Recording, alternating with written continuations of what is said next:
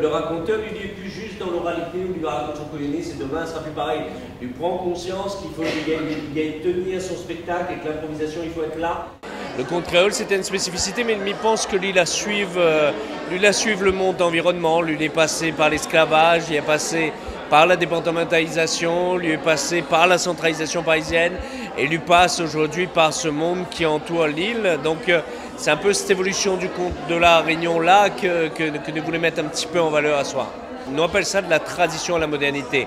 Comment le conte créole est passé d'une structure traditionnelle des années 1970 au théâtre d'aujourd'hui puis au nouveau lieu de diffusion. On va des fois plus, le tonton, la race, le bon gâtier, tout le bon bœuf.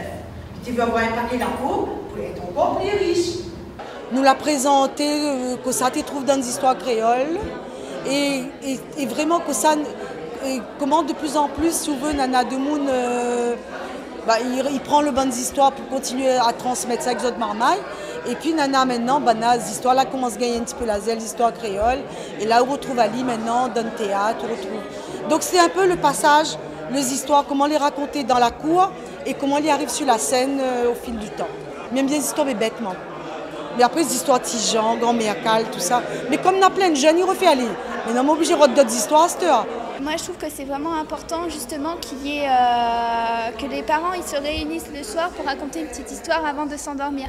Et ça serait important justement de transmettre les contes et les légendes d'ici, comme Grand-mère Cal et d'autres contes créoles justement, pour que les futures générations puissent les transmettre à leur tour à leurs enfants. Maman a eu la chance, nous avons famille qui raconte, voisins qui racontent. Tu racontes nos histoires, donc je connais des histoires à Tijan, des histoires bébêtes.